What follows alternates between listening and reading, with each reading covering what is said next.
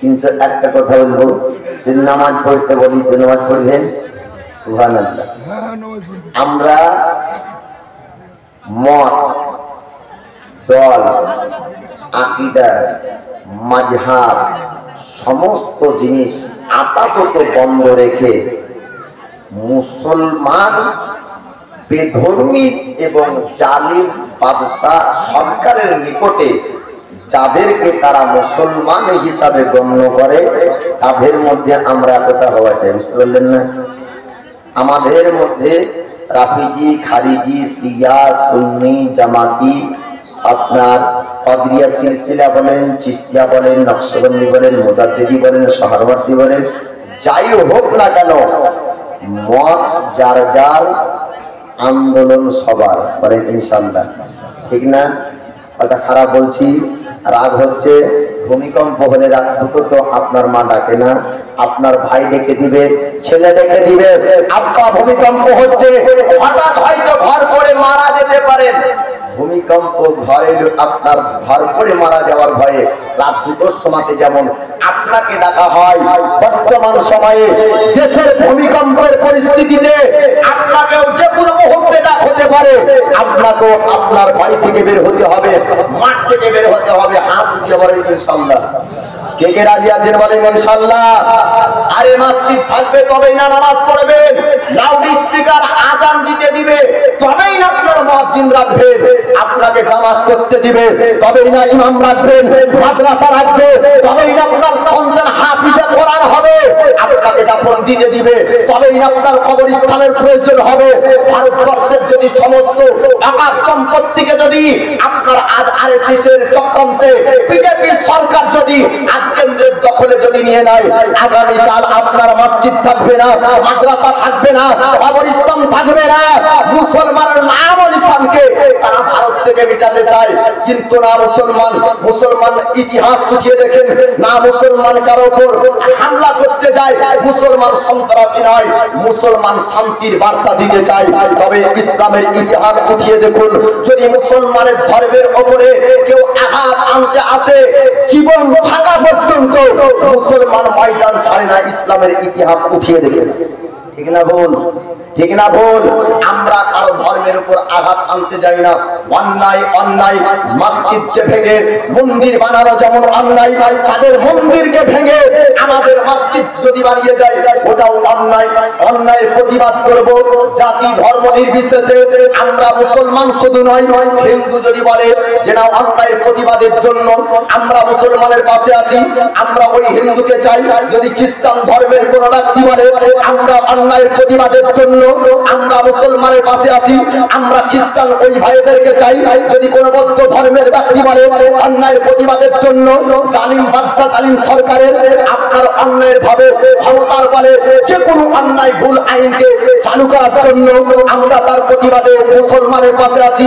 আমরা সেই বৌদ্ধ ধর্মের ব্যক্তিকে নেব, জাতি ধর্ম নির্বিশেষে জালিম সরকারের বিরুদ্ধে আমরা প্রতিবাদ করতে চাই না? চাই না? হাত উঠিয়ে বলেন চাই না? চাই না? আরে জীবন যদি দিতে হয় জীবন পর্যন্ত দিতে রাজি, কিন্তু আমরা আমাদের সম্পত্তি কোন জালিম বাদশার কাছে যেতে দিব না। মুসলমান আপনাদেরকে একটা কথা বলি, এর পূর্বে একটা আপনার চক্রান্ত করেছিল, এনআরসি আপনার হবে। ভারতবর্ষে আপনার বিভিন্ন রাজ্যে আন্দোলন হওয়ার পরে এনআরসি আপনার করতে পারেনি। পরক্ষণে একটা তারা আইন চালু করলো কি যে সিএ চালু হবে। কি সিএ চালু হবে?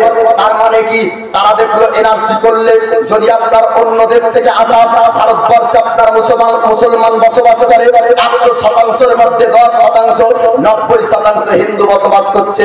অন্য দেশ থেকে উঠে আসা তারা বললো সিএ করতে হবে, নাগরিকত্ব দেওয়া হবে আপনার হিন্দু ধর্মের ব্যক্তিকে, নাগরিকত্ব দেওয়া হবে না আপনার মুসলমানকে। অত্যাচার হচ্ছে মুসলমানের উপর, হিন্দুর উপর না, বৌদ্ধের উপর না, খ্রিস্টানের উপর না।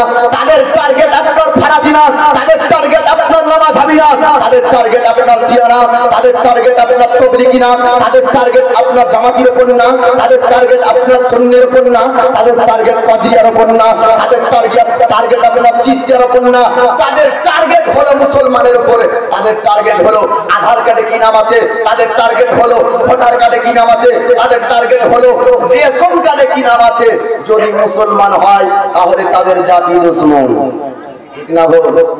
তাহলে এখন আমাদের ফারাজি দেখলে হবে না, জামাতি দেখলে হবে না, শিয়া দেখলে হবে না, সুন্নি রাফিজি খারিজি দেখলে হবে না।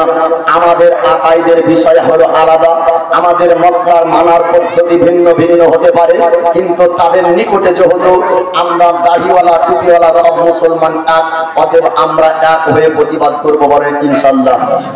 একদিনের মধ্যে যে কোনো মুহূর্তে আপনার ইমাম লাউড স্পিকারে মাইকের আপনাকে ডাকতে হবে, আপনাকে যে কোনো পরিস্থিতিতে ছুটতে হবে, আপনাকে যে কোনো পরিস্থিতিতে আসতে হবে।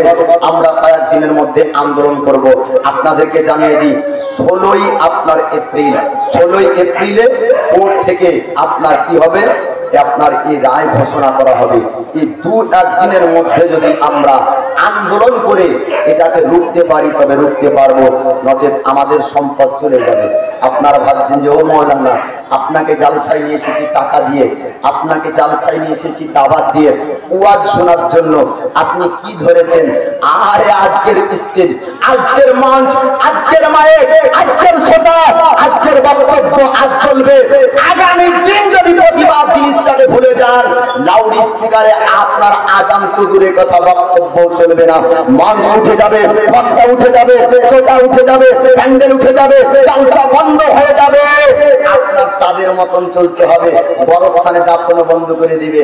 আজ অকাপ সম্পত্তি নেবে, কালকে বলবে মুসলমানরা মাটি দিয়ে দিয়ে জায়গা ভরট করে ফেললো ভারতের জমিনে, মাটি দেওয়া বন্ধ করো। এত পুড়িয়ে দাও না তো ভাসিয়ে দাও, এত পুড়িয়ে দাও না তো ভাসিয়ে দাও। আপনার আগামী আপনার প্রজন্মে, আপনার সন্তান সন্ততিদের উপরে এই বালা মুসিবত আসতে পারে যে আপনার মুসলমানের দাফন হবে না। তখন কি করবেন? এই জালসা কি দিয়ে করবেন? কার রহেমাত প্রাপ্তির উদ্দেশ্যে চলবে? কবরস্থান থাকবে না।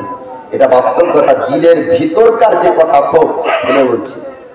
একটা মানুষ ক্যান্সারের রোগী, ডাক্তার বলছে কেটে ভালো পায়ে ক্যান্সার। কেন? পাতাটার উদ্দেশ্য বুকটা ভালো রাখতে হবে। পায়ের ক্যান্সার বুকে চলে যাওয়ার সম্ভাবনা থাকার কারণে ডাক্তার বলছে পা কেটে ভালো। রোগী চিৎকার করে, আপনার ছটফট করে, ডাক্তার বলছে শোন তোকে কষ্ট দিতে চাই না। রোগী আপনার কষ্ট পাচ্ছে, ডাক্তার বলছে কষ্ট তোকে দিতে চাই না, ক্যান্সার হটানোর জন্য কষ্টকে সহ্য করতে হবে।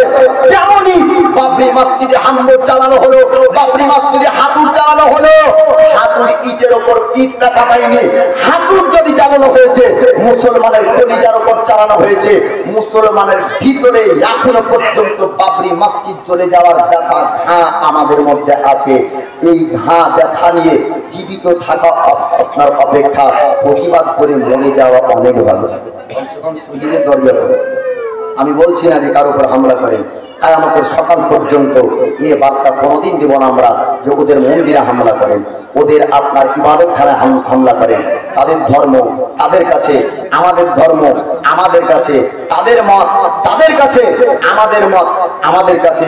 ভারতের সংবিধানকে আমরা সম্মান করি, কিন্তু ওই সংবিধান যদি এক পক্ষের হয়ে আর এক পক্ষের বিরুদ্ধে আসে, আমরা ওই সংবিধান মানি না। আল্লাহ পাক আমাদেরকে বুঝার তৌফিক দান করুন।